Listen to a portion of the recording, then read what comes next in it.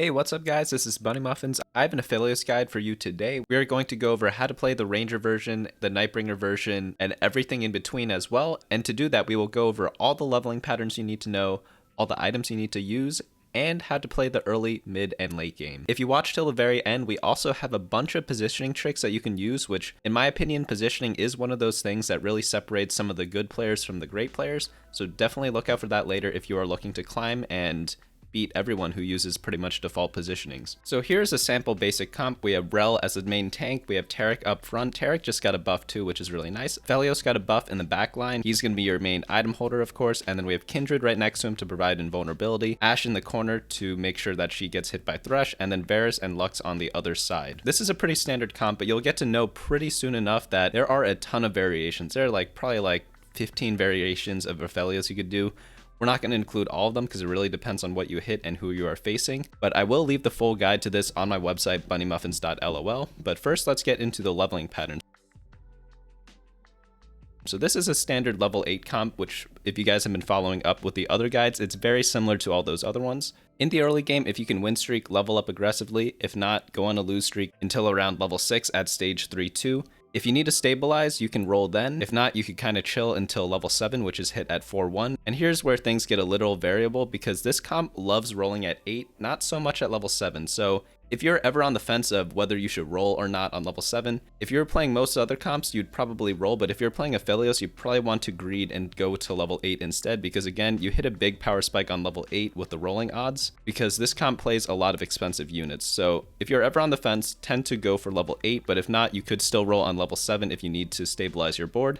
And then once you hit level 8, this is either at 4-5 with 30 plus gold or 5-1 with 30 plus gold. You pretty much roll down to 0 there and try to transition pretty much your entire team into your mid to late game composition. Once you 2-star all your primary carries, this is going to be Rel, this is going to be Aphelios, Ashe, Taric, and a couple other people. That is actually the only time you'll want to go to level 9. The other scenario where you can do it is if you get a really weird emblem or spatula combination from one of the armories. That would be another reason to go 9 if you're trying to fit in an extra synergy. So with this in mind, this comp is pretty high cap, which means that it is very strong in the late game because you run so many expensive units. And you could also adapt to counter attack damage and ability power teams very easily because you really only need around 4 units. You need the Aphelios with an extra ranger, and then you need 2 frontliners. Generally, it's going to be Rel and Taric, but pretty much after that, you could use whatever you want. You could use a bunch of God Kings, you could use a bunch of other legendaries. You don't even need to use Rel, you could put in other frontliners instead. But you have a ton of different options you could choose from.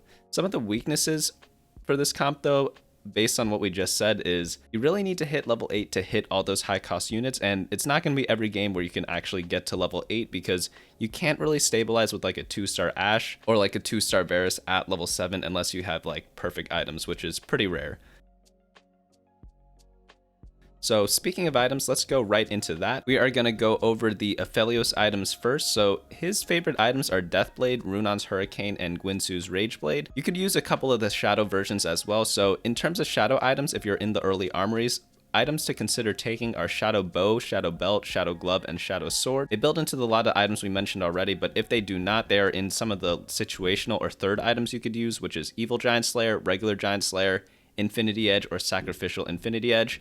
Last Whisper, Final Last Whisper, Hand of Vengeance, Hand of Justice, Bloodthirster, and Wrist Thirster. Essentially, the core items we talked about before make the best use of his Ranger passive. Deathblade is super important because the raw AD gained from this item really maximizes the attack speed that you get from the Ranger buff. Runon's Hurricane is just a great complementary item to Deathblade, and then Guinsoo's is just super good because Aphelios is often the last person standing, so he's going to have max stacks by the time the end of the fight happens. All the other situational or third items that we mentioned, they're just all very solid. Some of them have healing, some of them have more damage. They're just different options that just aren't quite as good as the ones we already mentioned. Now in terms of frontline items, Warmogs, both versions are very good in the front. Fallen Guardian Angel, regular Guardian Angel, both stone plates are great.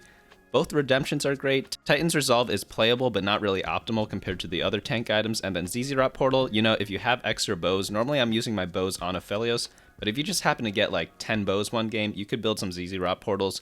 Just use them in the front line. It's also decent against assassins as well. Now onto some situational items. Sacrificial Sunfire Cape and regular Sunfire Cape are decent if you use them in the early game. The same goes for Morellonomicon and Evil Morellonomicon.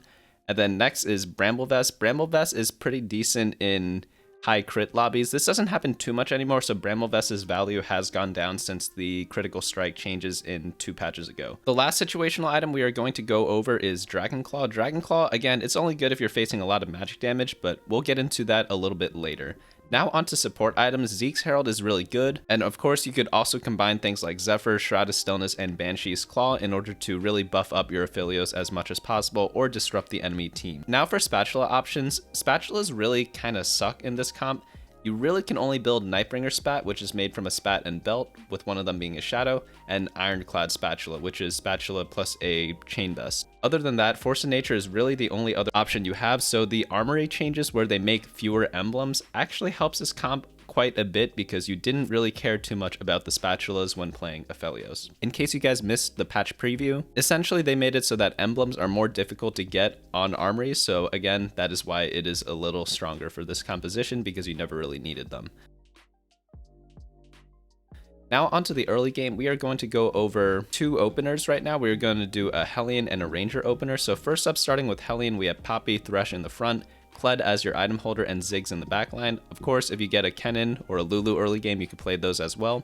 If you do opt to go for a Hellion start, try not to pre-level on stage 1-4 because you will want to 2-star all your Hellion units, which are generally 1-cost units, and pre-leveling gives you a lower chance of hitting them. Next up is a Ranger start. We just have Vayne, Varus in the back, and then you could run Forgottens in the front, you could run Knights in the front, you can run Brawlers, you can run Cavaliers. Pretty much any front line works with this. But what I like about this the most is that Vayne with the Runons is super effective, obviously because of her on-hit effect, and Runons just complements that very, very easily. One thing to keep in mind is that in the meta right now, the random 3-cost units you get in the orb drops during the neutral rounds in stage 1 are really, really good if you get 3-cost units, and these include Yasuo, Riven, Nidalee, and Nocturne, and if you get one of these, you generally want to build your early game in stage 2 around those units, because they're just playing out that strong. So again, tons of different options in the early game, it just really depends on what type of draw you have. Next up in the mid game, at level 6, you want to hit this at stage 3-2, and here are some sample boards you can get. So the first one is the Hellion one. We have the Kled with the Deathblade and Runons, we have Warmogs and other tank items on our Hecarim, and then we have kind of like Forgottens, Hellions, Knights, Spellweavers, and all that good stuff there. Obviously, there are tons of different variations to this, but this is one sample that you could kind of build off of and maybe try to aim for. Sometimes you hit random 4-cost units such as Rel or Taric. You could definitely squeeze those in this comp instead of running some of these synergies as well. Next up is the Ranger build. Again, we have the Vayne in the backline, but we added in Cavaliers and Knights, and again, this is just building off the tank synergies we had before. We just added Knights because we had a Thresh, and we added Sejuani because we have Cavaliers with Hecarim.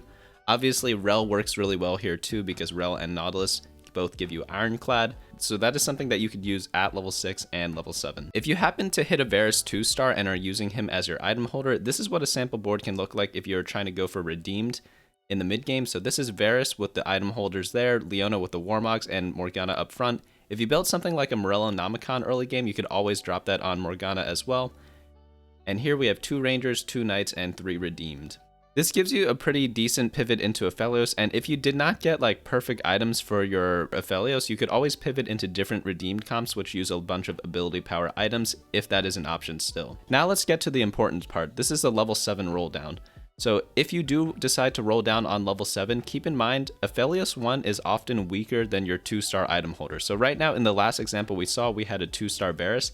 Most often that Varus is going to be stronger than a 1-star Aphelios, so I don't really play Aphelios until I get Aphelios 2-star, which again is why it is so important to try to get to level 8 as soon as possible when you are playing this composition. That is also why we tend to skip rolling on 7 a lot, and only do it if we are in a desperate game. Now let's cover some sample level 7 boards. This is the Hellion board we were building off of before. We replaced Ziggs with Lulu, added in some Mystics, added in some Ironclad, and also have the Knight and Cavalier combo. Next up is the Ranger build. This one is the easiest one to pivot off of if you are going for Aphelios because you just simply replace some of your Rangers. And here we have 2 Rangers, we have 2 Mystics, Ironclad, and 2 Knights up front. We also have Verdant from Taric and Ashe, though Verdant isn't really that great of a synergy. Now let's get into the late game, which is stage 5 and beyond. So level 8, if everything went well, this is what sample boards could look like after your big roll down. This is a 4 ranger board. We have Aphelios in the back, and remember, you generally want to start Aphelios when you are doing this. Kindred is in the back as well as the 4th ranger, but obviously if you don't hit Kindred, you could use Vayne instead. We also have Ashe and Varus in the back, and a Lux to give both Redeemed and Mystic. And in the front, we have Nautilus, Rel, and Taric, and do keep in mind the positioning. We have Rel on the far side of our carry, and then we also have Taric in the center of both our tanks. Taric's in the center because he heals people adjacent to him, and Rel is in the far side because she targets the furthest allied unit to create a shield and a stun. So that is why we are positioned in that way. Next up is a 4 ranger 4 mystic build. If there are a lot of ability power users in your lobby, this is definitely something to try out. We have Aphelios in the back as usual, and then we have Morgana in the front with the tank items. We're still running Rel because she is a redeemed and just a, in general, really strong unit, and then we kind of surround our Aphelios and play a bunch of different mystic units to really reduce a lot of that damage. And then you guys might remember from the very beginning of the video, I did say you didn't always have to run 4 ranger, and I'm going to show you a 2 ranger variant right now. We have Aphelios and Ashe in the backline, and then we add in Taric because he is a knight and a verdant.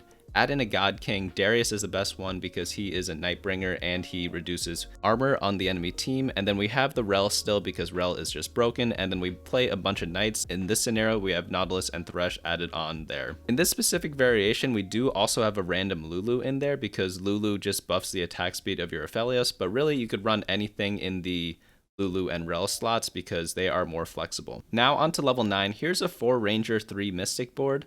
Again, like, it's so easy to just mix in a bunch of mystics in this comp, and this is just another example of that. Also, notice how I give different item combinations every time. This is not like only go for this item if you're going for this specific scenario. It's more so a case of like showing you different types of builds you could use, and that the 3rd item on Aphelios really doesn't matter. It's just important to get the Deathblade and the Runons first and foremost. But as you can see here, 4 Rangers, couple of Mystics, and then the God King in the front with Darius with all our items, and then again Taric in the middle to heal our entire front line. Before we get into the positioning and matchup considerations, if you guys have been enjoying the guide so far, do leave a like down below and subscribe if you have not already. I'm going to be coming out with another build later this week, so let me know down in the comments which comp you would like to see that we have not covered already.